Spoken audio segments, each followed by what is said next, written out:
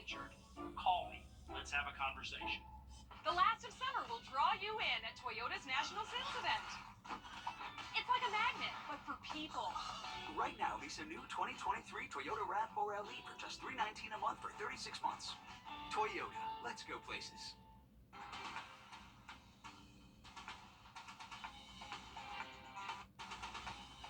From the station that's on your side, News 12, first at 5, continues.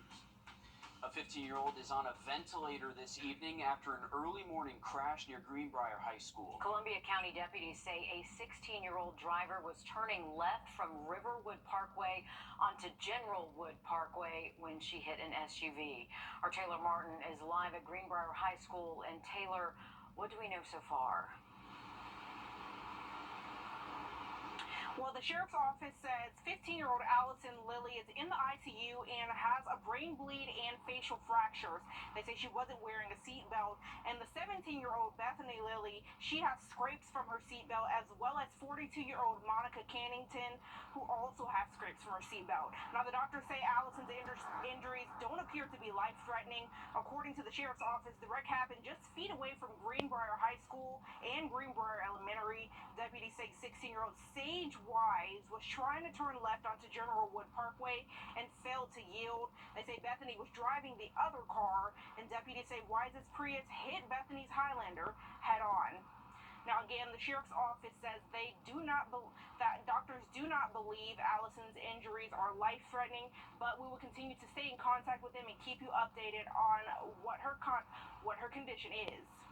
Thanks for that, Taylor. Just a scary situation to be a parent and hear that your kids were coming back from school to be in that accident. And so many other students witnessed that this morning. Thanks, Taylor. Minutes. All right, thank you, Riley. We're learning more about a deadly Sandersville plane crash from earlier this month. It was on the 1st that a small plane crashed on Kaolin Road near the Kaolin Field Airport. 69-year-old Timothy Fisser died in that accident. A local officer reported seeing the plane in the air and says he heard the engine change pitch and then appeared to descend quickly. The pilot told first responders the airplane had an engine failure. The FAA and the NTSB are still investigating. A federal court dismissing a civil rights lawsuit against the North Augusta Department of Public Safety. Alan Michael Johnson says officers arrested him on suspicion of murder in 2018. He claims that police had evidence that he was innocent but kept him in jail anyway. In June, the civil rights lawsuit against the North Augusta Department of Public Safety was transferred to federal court, where it was dismissed. All charges against Johnson were dropped as well. Soon, the Richmond County School Board is holding its second millage rate hearing. This is important to homeowners because the school board is deciding how much you'll pay in property taxes. School Board President Charlie Walker says they do not plan to make the millage rate higher than 10%. The meeting is at 6 o'clock this evening at the Board of Education on Broad Street in downtown Augusta. Well, happening now in Aiken, voters are casting their ballots for the city's next mayor. The choice is between incumbent Mayor Rick Osmond and Teddy Milner. Polls close at 7 this evening, and we should know the winner later tonight. And whoever wins this runoff will run uncontested in November. Alyssa Lyons is live at the Odell Weeks Activity Center. And Alyssa, what kind of turnout have we seen so far today? Well, not many people on the elliptical, but tons of people hopping on in there to exercise their right to vote. And it's a little bit of uncharted territory. According to the Aiken Republican Party, they haven't had a runoff in more than 30 years. Thank you very much. This is the ballot. Aiken hasn't seen a race like this in years. To go 12 years without a contested election would be phenomenal, but it's unusual. I mean, we have that because we're a growing community where everybody has opinions, and elections are a good way of vetting those opinions and see what rises to the top. A runoff, a face-off between what's now. We put out who we are And what could be. I think that there are a lot of issues that people are expecting to see change. Change for some, it's as essential as water. I think everyone that's paying water bills needs to have clean water. All over the city, I've heard nothing but problems, northwest, east, and south. We bought property around our water reservoir to protect it from runoff pollution and keep our water safe. I do believe water is one of our most precious commodities. Early voting racked up 1,300 votes. In person, more than 1,000 this morning. Aiken is a city where people care about what's going on. They pay attention, and they want their voice heard. It's a good turnout, and I know a lot of them. Which side they decide. I told someone a few minutes ago who said they didn't think they were going to vote. I said, if you don't vote, then you can't complain about what's going on. You have to get out and vote. Apathy is the worst enemy of voting. Well, Teddy is going to be hosting a dinner party. She said that she did that last time, so it's good luck for her. She's going to be making chicken curry. I, of course, did not get that invite. Now, for Mayor Osmond, he said he may or may not be at the Green Jackets game. Okay, thanks for keeping us updated. It's good to see people exercising, but even better, exercising their right to vote. Yeah, and it is important to note whoever wins this will be mayor. They're running uncontested, so this is a pretty big vote tonight. Thanks for covering that for us, Alyssa. New recycling system, a new one, is causing some pretty big headaches just ahead. What neighbors have to say about it, Riley? Well, we got some hot temps across the southeast. We are not the only spot in the upper 90s, 98 right now outside of Williams-Brice Stadium. Luckily, cooler tomorrow. We'll have to look at that full forecast just after the break. Time. Call me right now. Make this the summer event in Waynesboro. 2.9% financing available. New Ram Bighorns and Laramies, 2.9% APR, up to 72 months. Good to go, Waynesboro.com. Paw Patrol. Our team as a Georgia correctional officer. Apply today. Big city selection with hometown prices. Plus, every pre-owned vehicle is backed by J.D. Power's Platinum Warranty. Choose the exact vehicle you want, and we'll deliver it within 500 miles. Take a short drive on Highway 25 to save time and money. Welcome back. A live look at this. So looking ahead to next Monday and Tuesday, high temps will go to the low 90s and even upper 80s by next Tuesday, but definitely a better chance for storms once we get past Saturday. Thanks, Riley. A blue bin is causing some major headaches. North Augusta's recycling program has gone through many changes in the past few years, in its newest version causing some frustration over accessibility. And some people are saying they haven't even gotten their bin yet. Our Hallie Turner breaks down the frustration and what North Augusta says about it all. About a month ago, North Augusta rolled out its new curbside recycling program, introducing these 18-gallon bins instead of the old blue bags. But customers tell me as they enter the second week of this new transition, a new way to reduce, reuse, and recycle is only raising more questions than solutions. I feel like this was dropped in our laps, and I'm sure there was planning, but we didn't know about it. We didn't know the bins were being delivered. People didn't know what the bins were about when they were delivered. Lots of people still don't know when the collection's happening. We don't know what's acceptable to be collected. Tim and Melissa B. Miller say they found out about the new recycling program when this blue bin landed on their property. We were one of the ones that actually pulled it out of the yard. They just kind of came through, threw them in the front yards, and called it a day. The couple says by the time anyone got to the bin, the information packet was ruined from the rain, and some people still don't have their bin. As of this week, I know a friend of mine that lives across the main road from us in the subdivision on the other side did not have her bin. If they do, the B. Millers say they're probably facing the same issues. So all of these boxes. Yeah. Oh yeah, we're just a family of two.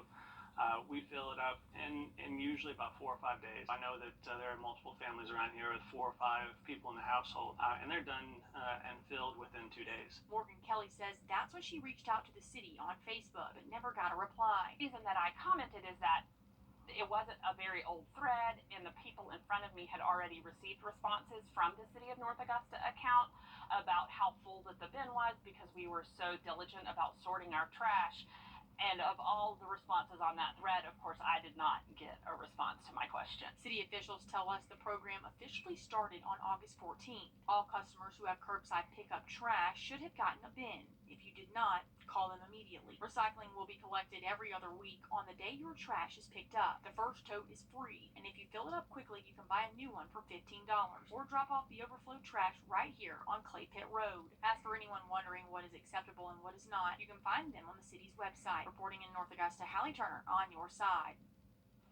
All customers have been assigned a color week, blue or green. If you do not know which one you are, head on over to Wrdw.com. There is a link where you can type in your address to see which color you've been assigned. If you're having trouble understanding what actors are saying on television, it isn't just you. I'm Jamie Tucker coming up. Why dialogue is so hard to understand and what you can do to make it easier. First of all, Never took you for a mariachi guy. Really not a huge fan, but seems to be all let's do these days. Are you 64.com? Who are you talking to? Do you use subtitles or captions when watching movies? My daughter does. It drives me I do. insane. You do? I do, only because of this problem right here. Well, you're not alone if you do. A new study shows more and more people are having trouble understanding what people are saying in TV shows and movies. See, it's reasonable. It is. Our consumer tech reporter, Jamie Tucker, has a few solutions to fix this issue. It isn't your imagination. It is more difficult to understand what the actors are saying these days, especially if you're watching something on Netflix, Amazon, or another streaming service. And everyone is having trouble. Even young adults aged 18 to 29 say they have closed captioning turned on most, if not all the time. there are a few reasons dialogue is more difficult to understand than ever before. First, as manufacturers set out to make TVs as thin as possible, it's at the expense of good speakers. Second, streaming services don't always mix sound well enough for the small screen. And soundbars make everything louder, not clear. Subwoofers are great at shaking the walls with sound effects, which often drowns out what the actors are saying. A few solutions: a speaker or soundbar designed to improve the clarity of dialogue. Z-Box soundbars separate what actors are saying from background sounds, improving the clarity of speech, technology that's much like hearing aids. The same thing as I told those cops. The Mirage speaker released earlier this year is curved, the company says, that allows it to produce sound waves that clarify and spread the dialogue around the room. Sound effects are lowered, speech amplified. And some TVs are offering to improve the clarity of audio. Amazon Fire TVs have a new setting to amplify the dialogue. You'll find it in audio settings, but again, it's only on Fire TVs. The studios are aware of this problem, and many are being pushed to improve the sound quality when they're actually making movies and TV shows for the small screen. That's What the Tech. I'm Jamie Tucker. Many believe it's not just the technology making it difficult to understand what's being said. 26% of people surveyed blame the problem on mumbling actors. Some people just like to see the words. A new program, Flying to the Future. A new college program is taking direct action to protect against a critical shortage of pilots. Right now, the U.S. is about 8,000 pilots short, but that shortage is expected to triple in the next decade. A combination of growing demand, other competitive industries, and an aging workforce. The Regional Airline Association estimates that if pilots retire at the end of their career, there will only be 5,000 pilots left on the job. Definitely been an increase in the demand for pilots as well as the interest in becoming a pilot. Hoping that once I get my commercial license, some careers and job offers will open up. Class hours count for training hours, meaning they don't have to spend money for private lessons. So a win-win. Well, after being on the road for the past 2 weeks, the Green Jackets are back at SRP Park tonight, but one of their best players won't be with the team. News 12 Sport Director Dan Booth joins us now to tell us about one Jacket who's moving one step closer to the big leagues. More often than not, good starting pitchers are hard to come by in baseball, and the Green Jackets are saying goodbye to a fan favorite, Owen Murphy. Murphy is being called up to play high A ball for the Rome Braves. The 19-year-old right-hander was the Braves' first-round pick in 2022. He leads the Green Jackets in innings pitched and strikeouts so far this season. Murphy struck out 108 batters in just 21 appearances with Augusta. The Green Jackets are back at SRP Park tonight, starting their series Knights against the Charleston River Dogs. First pitch is set for 7:05, and I'll have those highlights for you tonight at 11. Shifting gears to college football, during their Week 4 matchup against Mississippi State, the South Carolina Gamecocks are retiring the jersey of wide receiver Alshon Jeffrey. The St. Matthews, South Carolina native played 3 seasons for the Gamecocks, tallying up over 3,000 receiving yards and found the end zone 23 times, which is tied for the most in Gamecocks history. After his time lighting up the scoreboard at Williams-Brice, Jeffrey played 9 seasons in the NFL and won a Super Bowl with the Philadelphia Eagles. All right, thanks for that, Dan. No rain our forecast over the next couple of days. So you got the green light to watch the car Wednesday, Thursday, Friday, and most likely even Saturday. Have a look at some higher storm chances in that 7-day forecast just after the break. Breaks, buy one, get one or more free. So many hotels. Trouble booking the family vacay? Come on.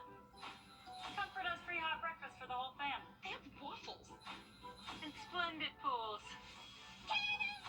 Book direct at choicehotels.com. A heartwarming moment caught on camera between 2 news personalities in Chattanooga. News reporter Riley Nagel popped the question to his partner, local news anchor and reporter Cornelia Nicholson. And while Nicholson was recording a promotional video for the late news, Nagel came into the studio with flowers and an engagement ring. Looks like a pretty good ring there. She was surprised and understandably got a little teary-eyed during the heartfelt proposal, and of course, she said yes. I love it when, you know that there were multiple coworkers in on this to be able to pull this off. Absolutely. I don't know if I could do something like that, though. But that's awesome. Yeah, that's... I'd be terrified if people were watching that, and that's a lot of pressure right there. Yeah, you no. I know, you saw him Yeah. I know. He kept it together because that's the he thing. did. Once you get on that knee and start talking, you get choked up a little bit. That's awesome. No. Congrats for them. Congrats to them. Yay. Oh, yeah. Great stuff there. And hey, that is fantastic live television right there. Hey, we did have some heat advisories in effect for our western counties today. Those are still in effect until 10 p.m. So we are still seeing the heat index over 100 for those counties. Luckily, tomorrow's going to feel a lot different. We do get some relief from that humidity out there Wednesday afternoon. But most spots still here just before 6 o'clock are feeling anywhere from 100 to even up to 107 in a few spots. So intensely hot and humid. If you are heading out to that Green Jackets game tonight, be prepared for some hot temps. Right now, we're at 94 here in Augusta, feeling like 101. I would imagine we still feel similar to those type numbers if you are heading out to SRP this evening. Here's a look at our forecast for the rest of this evening and tonight. We'll stay in the 80s at least through around 10 o'clock and then fall into the 70s overnight. We're going to really start noticing that better feeling air throughout the day tomorrow. So by Wednesday afternoon, our temperatures will be hitting the 90s, but it's going to feel like our actual temp, so we won't have to worry about an excessive heat with the added humidity out there tomorrow. And then a cool morning down to the 60s Thursday, but the heat returns by this weekend. All right, thanks, Riley. Stick with us. We have much more news, weather, and sports coming up after a short break on News 12 at 6 o'clock.